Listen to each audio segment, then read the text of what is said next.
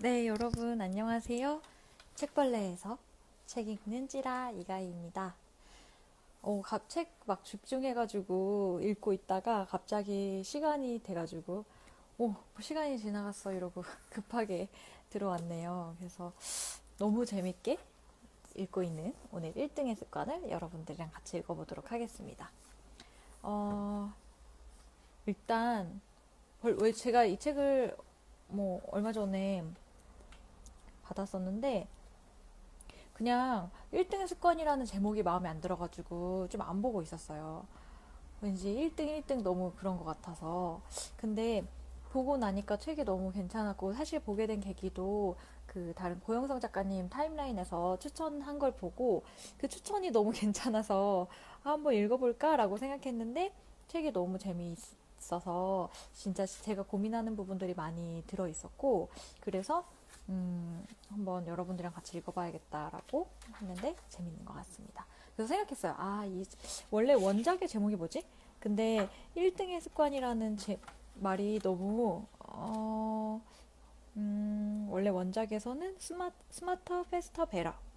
네, 제 발음이 좀 구렸나요? 스마터, 페스터, 베러라는 책으로 제목으로 나왔었던 책인데 우리나라에서 1등의 습관이라는 제목으로 했는데 그래서 아까 제가 이거 한다고 올렸을 때도 1등만 봐야 되니 1등에 대한 너무 집착 아니냐 그런 얘기도 있었는데 제목이 조금 아쉬운 그런 책입니다. 지미박님 1등만 기억하는 더러운 사회라고.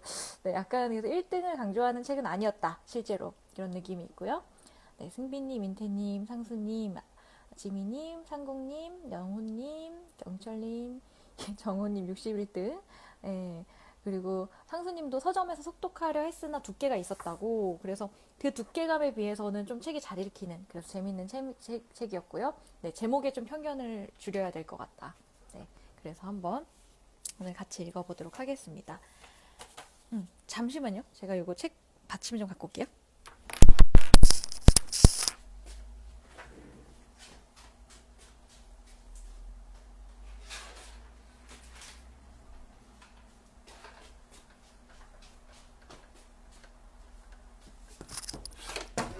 갖고 와서 시작하는 걸 깜빡했네요. 오늘 너무 급하게 시작해서 책받침은 아니고 사실 노트북 거치대인데 이 책 이걸 사야 되나? 네, 보여드리도록 하겠습니다. 네. 승빈님 왜 라이브의 묘미가 사라졌지? 네. 그래서 1등의 습관이라는 제가 앞 아래 띠지는 뺐는데 굉장히 표지는 예쁜 것 같고 찰스 두이그가 지었습니다. 8가지 요소에 대해서 얘기하는데요. 다 진짜 정말 좀 하나하나 되게 뭐 좋아하는 그런 요소였던 것 같아요.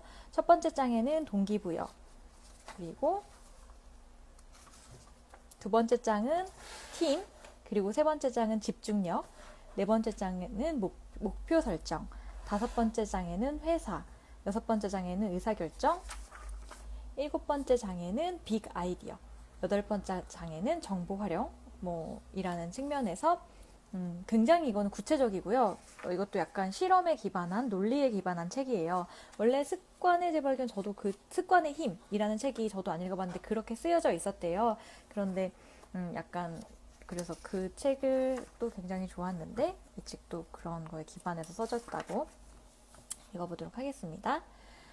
내가 생산성이란 문제에 관심을 갖기 시작한 때는 2011년 여름이었다. 당시 나는 습관의 힘이라는 책을 쓰고 있었다. 습관이 우리 삶에 미치는 영향을 신경학과 심리학의 관점에서 다룬 책이었다. 나는 뉴욕타임스의 심층 취재 전문 기자여서 낮에는 사건을 쫓아다니고 밤에는 책상 앞에 앉아 원고를 썼다. 한마디로 내 삶은 기계처럼 해내야 되는 잡무, 급하게 답신을 보내야 하는 메일, 예정이 없던 회의, 해도 해도 끝이 없는 집안일, 잦은 지각 때문에 습관적으로 뱉어내는 사과가 반복되는 지옥의 쳇바퀴 같은 일상이었다. 하루하루 세상에서 낙오되고 뒤처지는 기분이었다. 이 부분이 딱 저인 것 같아요. 뭔가 너무 매일매일 쏟아지는 업무 사이에서 이분이 이제 생산성에 관심을 갖게 된 거고요. 그래서 분명히 이렇게 열심히 자기 동료를 봤는데 열심히 하는데도 불구하고 자기 생활을 잘 즐기는 사람이 있더라. 그래서 그런 사람들에 대해서 자기는 인터뷰를 하고 싶었고 그 사람들의 특징을 찾아내고 싶었다. 그 중에서도 네, 가완디라는 미국에서 최고로 손꼽히는 하버드 대학교 종합병원이 자랑하는 외과 의사이자 하버드 대학교 의대 교수면서 유엔 산하 세계보건기구의 고문이자 뭐 의료 서비스가 부족한 저개발 국가 외과에 용품을 보내는 비영리 기구 창립자기까지 했고 3권의 책을 내서 베스트셀러가 되었고 3자녀를 둔 아버지가 있었던 그런 아툴 가완디에 대해서 저는 인터뷰를 해보고 싶게 됩니다. 그래서 그랬는데 메일을 이제 보냈더니 도움을 드리고 싶지만 선약이 많아서 도저히 짬을 낼 수가 없습니다. 이해해 주시기 바랍니다. 라는 메일을 받았고 나는 이 내용을 그에게도 한계가 있다는 뜻으로 받아들였다. 그도 사실은 어쩔 수 없는 인간이구나 하는 생각이 들었다. 하지만 내 말을 듣고 있던 동료 기자는 그런 것과는 전혀 상관이 없다며 내가 오해하는 거라고 말했다. 가완디가 그 주에 유난히 바빴던 이유는 아이들과 함께 록 콘서트에 가기로 약속한 날에 끼어 있었고 며칠 뒤에는 아내와 함께 휴가를 가기로 예정되어 있었기 때문이라고 했다. 이렇게 동료 기자하고 얘기를 해보니 2가지를 깨닫게 됩니다. 첫째, 내가 뭔가 잘못된 행동을 하고 있는 게 분명하다는 점이었다. 당시 나는 거의 9개월 동안 하루도 쉬지 못한 상태였다. 둘째, 더욱 중요한 것으로 다른 사람보다 훨씬 생산적으로 일하는 방법을 알고 있는 사람들이 분명히 존재한다는 것이었다. 나는 어떻게든 그들을 설득해서 비결을 얻어내고 싶었다. 이 책은 생산성이 어떻게 작동하는가를 조사한 결과물이다. 평균보다 훨씬 뛰어난 생산성을 보이는 사람과 조직이 있는 이유를 밝히고 싶어 노력한 결실이기도 하다. 이 책은 총 8장으로 구성되어 있다. 각 장마다 일을 더 잘하는 데 가장 중요한 개념을 하나씩 심도 있게 다루었다. 제1장에서는 통제감이 어떻게 동기를 유발하고 해병대 훈련소에서 가르치는 행동지향적 선택이 어떻게 10대 소년들을 몇 주 만에 정예부대로 성장시켰는지를 살펴보았다. 그러고 3장에서는 심성 모형이라는 거에 대해서 설명하고요. 4장에서는 원대한 야망과 사소한 목적들을 둘 다 포용할 수 있는 목표를 올바르게 설정하는 법. 그리고 6장에서는 단 하나의 목표에 집중하는 것이 아니라 다양한 가능성을 열어두는 방식으로 의사결정을 내려야 하는 이유. 그리고 실리콘밸리의 어떤 우수 기업들을 통해서 헌신 문화가 어떻게 구축되었는지 이런 것들이 생산성을 결정하는 요인이더라 라고 얘기를 하는데 네, 이게 굉장히 흥미로웠던 게 굉장히 심리학적, 신경학적으로 근거를 가지고 설명을 하고 있어요. 그래서 오늘 파트는 저도 사실은 많이 소개는 못할 것 같고 첫 번째 동기부여랑 두 번째 팀에 관해서 한번 얘기를 소개해 볼게요. 먼저 어느 날 갑자기 모든 의욕을 잃어버린 사람들에 대한 얘기입니다. 환갑을 맞은 로버트는 아내 비올리와 함께 29일 동안 남미를 여행할 계획이었다. 너무 부러워요. 브라질과 칠레를 방문하고 안데스 산맥을 넘어 볼리비아로 간 후 페루와 베네수엘라를 차례로 둘러보는 여정이었다. 전 남미 너무 가고 싶거든요. 그래서 수공예품 시장도 방문하고 수만 마리 새떼가 만들어내는 장관도 구경할 예정이었다. 근데 이제 남미에 갈 계획은 몇 개월 전부터 계획이 된 것이었는데요. 볼리비아의 수도인 라파스 공항에 내리자마자 남편인 로버트가 이상한 행동을 하기 시작했다. 비올라는 남편이 술에 취한 것이라 생각했다. 로버트는 비틀거리며 제대로 걷지 못했고 결국 짐을 찾는 곳에서는 털썩 주저앉아 숨을 헐떡였다. 꼬마들이 다가와 동전을 요구하자 그는 녀석들 발끝에 동전을 던져주고는 희죽희죽 웃었다. 그래서 여행도 사실 제대로 되지 않았는데요. 문제는 집으로 돌아오자마자 이제 건강을 약간 찾은 것 같았다.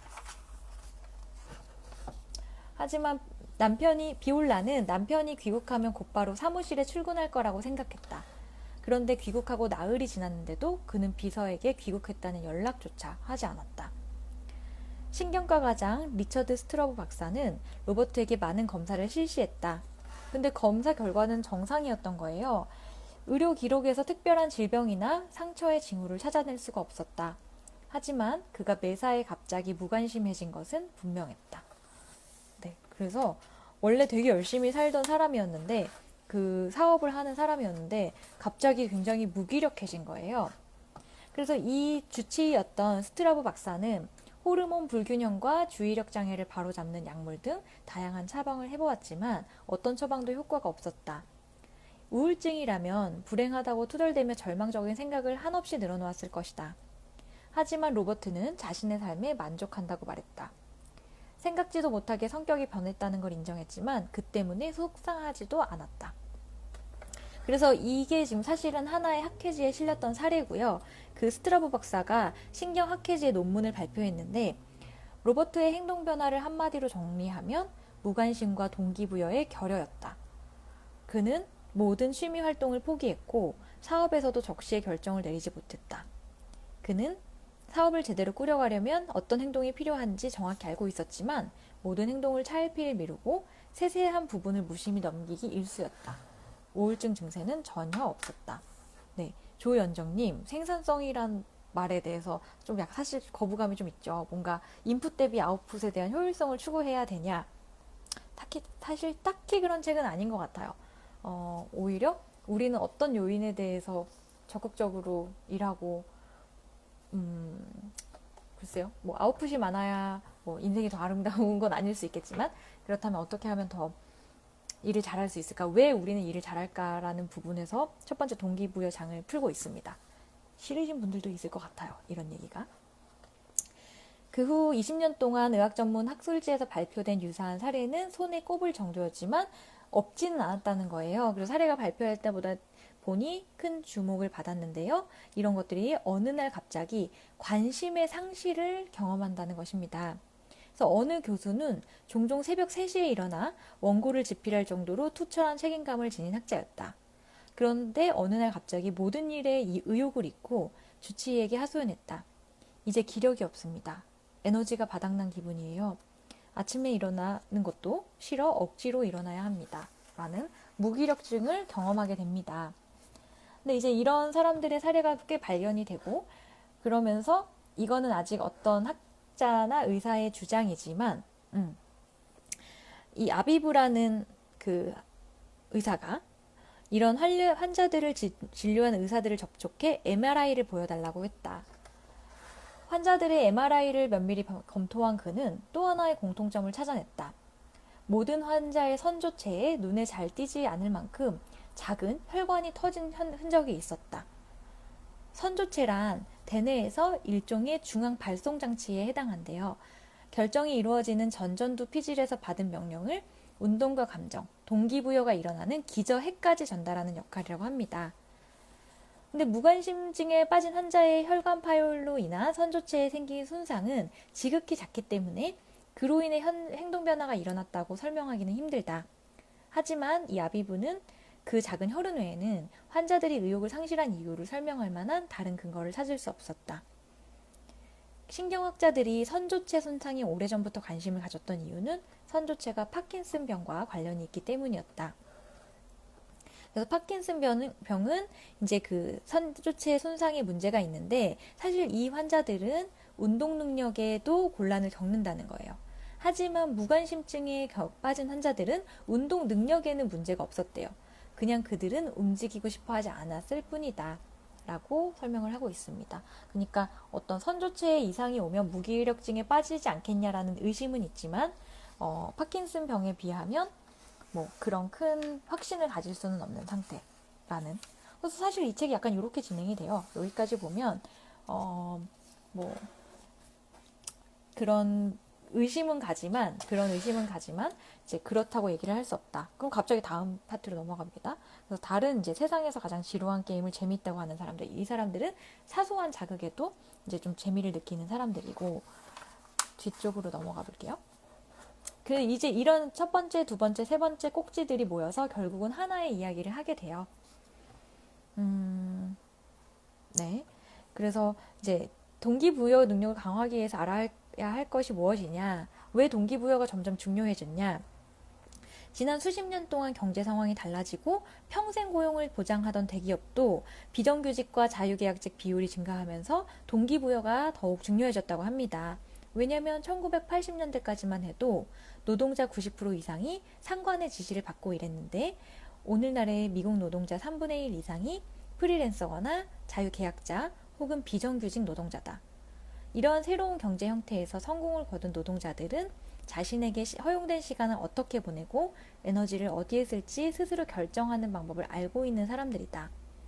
네, 그렇게 자기 스스로 동기부여를 하는 방법을 알고 제대로 활용하는 사람들이 연구 결과 실제로 더 많이 벌고 행복하고 가족과 직업 및 삶의 전반적인 만족도가 더 높았다는 것이 연구 결과라는 거죠.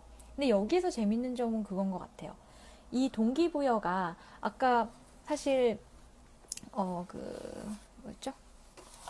신경에서 실제로 물리적으로도 어느 정도 영향을 받는다라는 증거가 앞에 제시가 된 거고, 그러면 뭐 물리적인 거냐 타고난 것이냐라고 하는데, 이 책의 전반적인 첫 번째 파트의 얘기는 학습되고 다듬어질 수 있는 능력이라는 거예요. 동기부여가. 그래서 적절한 방법으로 연습하면 자발적 동기부여 능력이 향상된다는 것이 과학자들의 연구에서 밝혀졌다. 그러므로 자신과 주변 사람들에게 동기부여를 하려면 스스로 통제권을 쥐고 있다는 확신을 심어줘야 한다는 내용입니다. 네, 여기까지 일단 좀 봤는데 이 책이 어떤 식으로 쓰여지는지 여러분 좀 아시겠나요? 좀 확실히 근거가 있고 죄송합니다. 근거가 있고 거기에 기반해서 책이 쓰여졌다는데 좀 몰입도가 높았어요. 그래서 이제 그럼 어떻게 하면 동기부여를 높일 수 있느냐라는 데에 대해서 동기부여 이론이 있습니다. 동기부여 이론은 의욕을 높이는 첫 단계는 사람들에게 선택권을 제공함으로써 자주권과 자기결정권이 보장된 듯한 분위기를 조성하는 것이라고 말한다. 실험에서도 과제로 명령을 받는 경우보다 의사결정을 내려야 할 때 실험 참가자들이 까다로운 일을 해내려는 동기가 더욱 강해졌다. 그래서 여러분들이 케이블 텔레비전 회사가 고객을 모집할 때 질문을 끊없이 하는 것도 이 때문이라고 해요. 종이 명세서를 받겠냐, 메일 명세서를 받겠냐, 지로로 하겠냐, 자동이체 하겠냐, 기본 서비스 하겠냐, 프리미엄 서비스 이용하겠냐, 쇼타임을 보겠냐, HBO를 보겠냐. 뭐 이런 질문을 받으면 시청률을 적극적으로 납부할 가능성이 더 높아진다고 합니다. 이렇듯 자신이 주도권을 쥐고 있다면 상대방에게 기꺼이 협조할 확률이 더 크다라고 말을 하고 있습니다. 굉장히 심리적으로 되게 분석적인 얘기를 해주고 있죠. 그래서 우리가 고속도로에서 교통이 정체되었을 때 출구가 보이면 사실 이 막힌 길이 더 지름길임에도 불구하고 그 출구로 빠져나가서 이렇게 요래조래 쏙쏙 가고 싶잖아요. 이처럼 우리 대뇌는 지배권을 행사할 수 있는 가능성에도 자극을 받습니다. 집에 더 빨리 못 갈 수도 있지만 자기가 결정권을 갖고 있다는 생각만으로 기분이 나아지죠. 네, 이게 공감되죠? 그래서 결정권을 행사할 수 있는 일을 찾아내면 행동하려는 의지를 쉽게 불러일으킬 수 있다. 그래서 만약 따분한 메일 수십 통에 기계적으로 답장을 쓰느라 진땀을 흘리고 있다면 받은 편지함에서 아무 편지나 무작위로 선택해서 답장을 해보라. 이게 이제 내가 통제 가능해지는, 난 요거 답장할래. 이러고 이제 랜덤으로 답장할 수 있다는 거고, 숙제를 시작해야 할 처지라면 결론을 먼저 쓰거나 이미지를 먼저 편집하는 등 가장 재미있게 생각하는 부분부터 시작해보라. 이런 식으로 현실적인 조언을 해줘요. 내가 통제 가능한 것부터 시작하면 동기가 더욱 부여된다는 것입니다. 그래서 여기에 대한 사례가 사실 군대, 해병대에서 하는 얘기가 나오는데 극단적인데 좀 재밌었어요. 근데 이제 문제는 뭐 앞에 제가 쭉 밑줄을 치면서 읽었지만 이제 이야기를 좀 생략하고 그럼 해병대에서 어떻게 했냐로 바로 본론으로 들어갈게요. 이 책이 다 스토리로 풀어져 있어서 사실은 좀 재밌는데 저는 오늘 좀 요약된 부분만 해보겠습니다. 근데 이제 해병대에서도 얘네들은 사실 군대를 다 가야 되는 게 아니니까 뭐 들어오는 그 지원자들이 굉장히 사회적으로 내가 뭘 해야 될지 모르는 친구들이 군대를 선택하는 경우가 많았던 거예요. 앞에 내용까지는 그렇고요. 그래서 이제 지원자들이 한심할 정도로 약했습니다. 체력적인 훈련도 당연히 필요했지만 무엇보다 정신무장이 절실했지요. 그래서 그 아이들이 군대에 들어온 아이들이 야망이나 책임감 같은 것을 가슴에 품어본 적이 없는 아이들이었어요. 그때까지 평생 다른 사람의 지시를 따르기만 했던 아이들이었습니다. 근데 해병대는 자주적으로 결정을 내릴 수 있는 군인들이 필요했기 때문에 지원자들이 점점 더 수동적이 되어가는 현상은 큰 문제였습니다. 네, 그래서 단순히 동기부여가 여기선 좀 흥미는 아니고 조금 더 나아가는 형태인데, 그래서 일단 해병대는 우리는 가장 먼저 도착해서 가장 나중에 떠나는 군인입니다. 자발적으로 행동하는 사람이 절실하게 필요하죠. 해병대에는 규칙과 전술이 예측할 수 없을 정도로 바뀌는 소말리아와 바그다드 같은 곳에서도 작전을 수행할 수 있는 군인이 필요하다. 한마디로 해병대는 행동 방침을 즉각적이고 독자적으로 결정할 수 있어야 한다는 것이다. 는 거예요.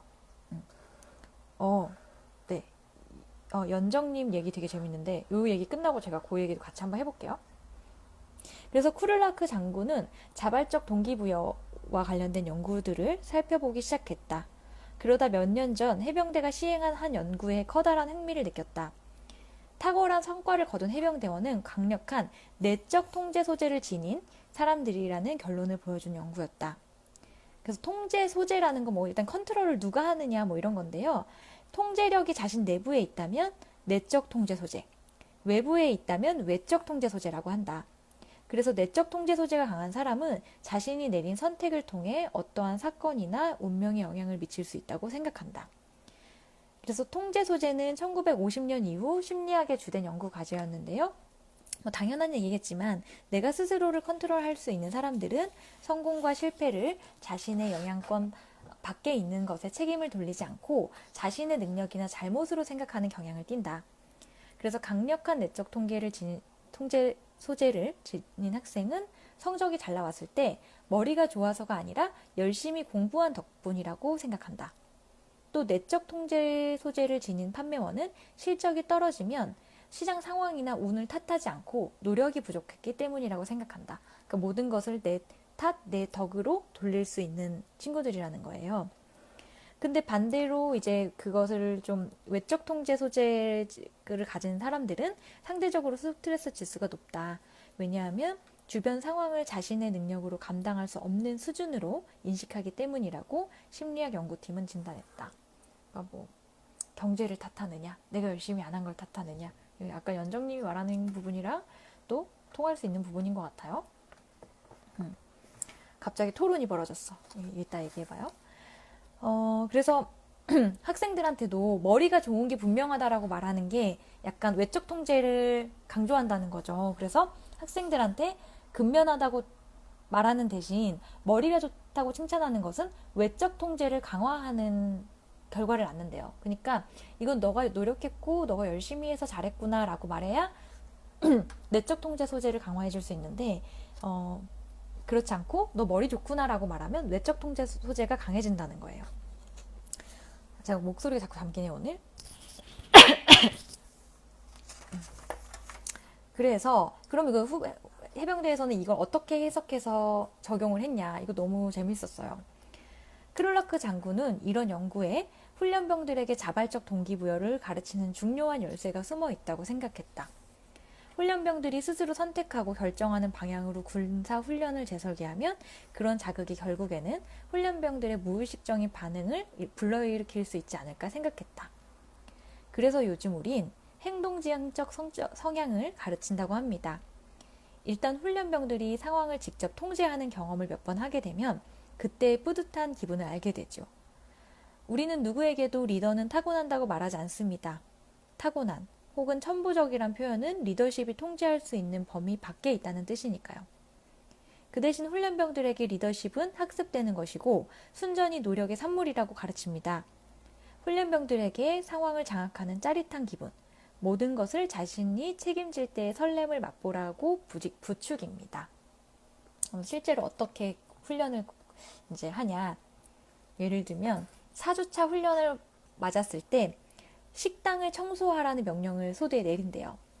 그 전까지 식당 청소에 대한 어떤 정보도 없었기 때문에 소대원들은 우왕좌왕한다. 청소도구가 어디에 보관되어 있는지도 몰랐고 대형 식기 세척기를 어떻게 작동하는지도 몰랐다. 점심 식사가 끝나고 난 뒤여서 남은 음식이 있었는데 이 음식을 따로 저장해야 하는지 아니면 버려야 하는지도 몰랐다. 그런데 누군가 훈련 교관을 찾아가 조언을 요구했는데 교관이 아무 대꾸 없이 매서운 눈으로 쏘아볼 뿐이었다. 그러니까 어떻게 됐냐면 결국 소대원들이 하나씩 직접 결정을 내리기 시작했다. 감자 샐러드는 쓰레기통에 버렸고 남은 햄버거는 냉장고에 보관했다. 식기세척기에는 세제를 얼마나 많이 넣었는지 비누 거품이 식기세척기를 뚫고 나와서 바닥을 뒤덮었다. 비누 거품을 닦아낸 시간까지 포함해서 이 소대가 식당 청소를 끝내는데 꼬박 3시간 반이 걸렸다. 그 와중에 먹을 수 있는 음식을 버리기도 하고 아이스크림을 보관한 냉장고의 정원원을 끄기도 하고 약 30개의 포크를 엉뚱한 위치에 놓는 등 크고 작은 실수를 저질렀다. 그들이 청소를 끝내자 훈련교관이 소대원 중에서도 몸집이 가장 작고 수줍음도 많이 타는 훈련병에게 다가갔다.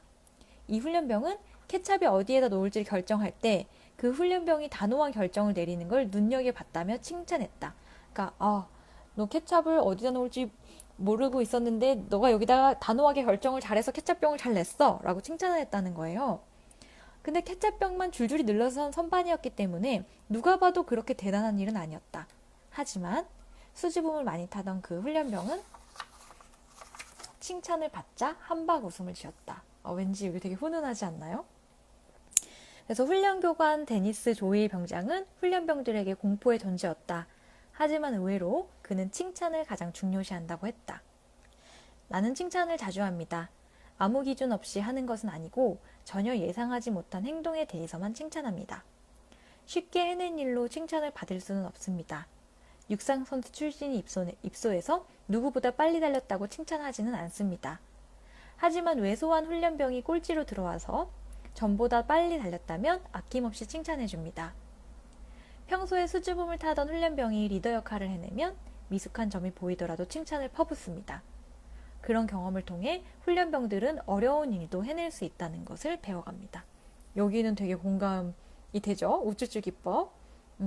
그래서 이제 맞아요. 제가 읽고 있는 책은 중간에 들어오신 분들도 있으니까 1등의 습관이라는 찰스 두이그의 책이고 습관의 힘이라는 책에서 이미 굉장히 베스트셀러 작가였고요. 그래서 어떻게 하면 이들이 진짜 열심히 하고 동기부여가 되는가를 고민을 해보니 우쭈쭈였다 정답은. 그래서 실제로도 더 뒤에 좀 더 감동적이고 재밌는 얘기가 있어요. 크롤라크 사령관이 재설계한 기초군사훈련에서 중요한 과정은 훈련기간 후반부에 사흘 동안 진행되는 지옥의 용광로라는 프로그램이었다. 굉장히 무시무시하고 파란 쪽을 잃었다 이런 얘기들도 있는데 이제 그 중에서도 하이라이트는 프로그램 이름은 팀머맨 병장의 탱크라는 프로그램이고요. 교관이 축구장 크기의 커다란 웅덩이를 가리키며 소리쳤다. 적들이 저 지역을 화학무기로 오염시켰다. 완전 군장을 하고 방독면을 쓴 채로 저곳을 지나가야 한다. 방독면을 쓰고 지나가야 된대요. 몸이 바닥에 닿으면 처음부터 다시 시작한다. 웅덩이에서 60분 이상 지체해도 실패한 것으로 간주해 처음부터 다시 시작한다. 모든 소대원은 팀 리더의 구두 지시에 따라야 한다. 이런 식으로 어떤 규칙을 줘요. 그러니까 이 팀들이 제가 조금 생략하고 읽었지만 기초 훈련에서도 이미 서로 이렇게 논의하는 그런 기법을 배웠는데 둥그렇게 서서 기초 훈련에서 배웠던 기법을 활용하기 시작했다. 한 훈련반이 말했다. 우리 목표가 뭐지? 누군가가 대답했다. 웅덩이를 건너는 것. 다른 훈련병이 웅덩이 가장자리에 밧줄로 묶여있는 나무 판자들을 가리키며 말했다. 저 나무판을 이용할 수 있지 않을까? 누군가가 대답했다. 나무 판자들 끝을 이어붙일 수 있을 것 같은데? 팀 리더가 명령을 내리자 팀원들은 곧바로 웅덩이 가장자리로 가서 아이디어를 실험하기 시작했다. 하지만 처음에는 모두 균형을 잡지 못하고 쓰러졌다. 밧줄을 이용하면 되지 않을까? 밧줄을 잡고 나무판을 들어 올려 보자고. 다른 훈련병이 여기에 아이디어를 보탰다. 양발을 동시에 나무판 위에 올리고서 스키를 타듯이 밧줄을 이용해 나무판을 한쪽씩 박자에 맞추어 들어 올리며 이동하자는 것이었다. 짜잔! 지금 방독면 쓰고 있잖아요. 이런 그림으로 건너자는 거예요. 웅덩이에 빠지면 안 되니까. 그래서 이제 하는데 사실 방독면을 쓰고 있고 구두로 지시를 해야 되는데 발이 안 맞는 거예요. 이 발이 맞아야 이 나무 판때기를 통해서 건너는데 그래서 리더가 잠시 정지하라고 명령했다. 그리고는 돌아서서 바로 뒤에 훈련병에게 크게 소리쳤다. 내 어깨를 봐. 리더는 왼쪽 어깨와 오른쪽 어깨를 차례로 들썩였다. 리더가 어깨를 들썩이는 박자에 따라 뒤에 훈련병들은 나무판을 들어 올리는 속도를 조절할 수 있었다. 그러면서 팀 리더가 목청이 터져라 명령을 내리는 동시에 두 팔을 휘두르며 어깨를 들썩이기 시작했다. 처음에는 누구도 리더의 몸짓을 파악하지 못했다. 그러자 리더가 장거리 행군을 할 때 배운 군가를 목청껏 부르기 시작했다. 몇 사람 뒤에 서 있던 소대원도 리더가 노래하는 이유를 이해하고 함께 군가를 불렀고 그의 뒷사람도 똑같이 따라했다. 마침내 모든 소대원이 입을 모아 군가를 불렀고 박자를 맞추어 어깨를 들썩였다. 그들은 28분 만에 웅덩이를 건넜다. 굉장히 소름이 돋았는데 저만 그런가요? 굉장히 힘을 합쳐서 어쨌든 문제를 해결해낸 거니까.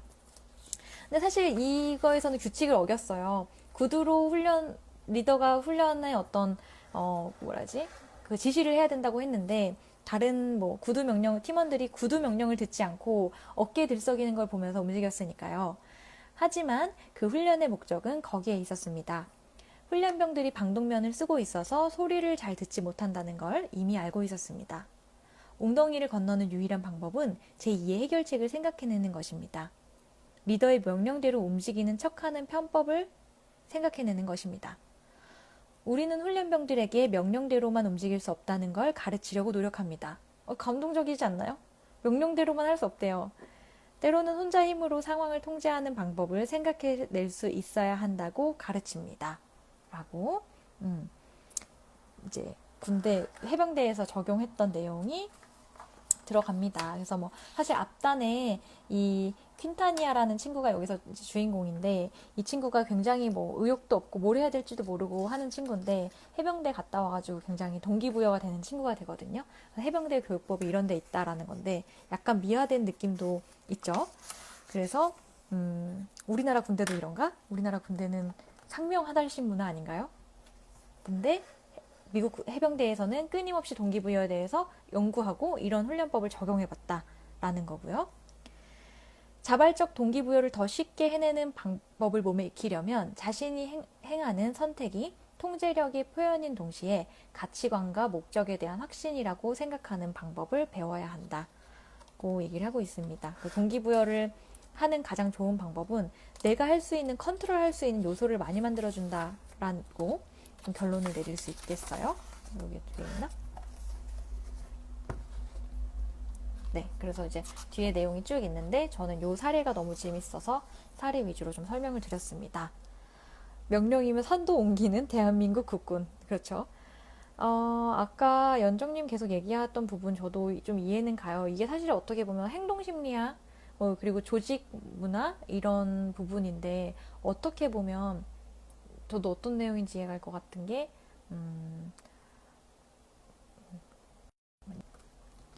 그러니까 약간 자본주의 사회를 작동하게 하는 논리 같은 그런 느낌이 든다는 얘기죠. 그러니까 우리 진짜 이렇게 해가지고 열심히 해서 조직의 생산성을 끌어내야 돼라는 것은 사실 자본주의에서 통제를 위한 논리이지 않겠냐라고 얘기하셨던 부분인 것 같은데 저도 그런 부분에는 굉장히 동의를 합니다.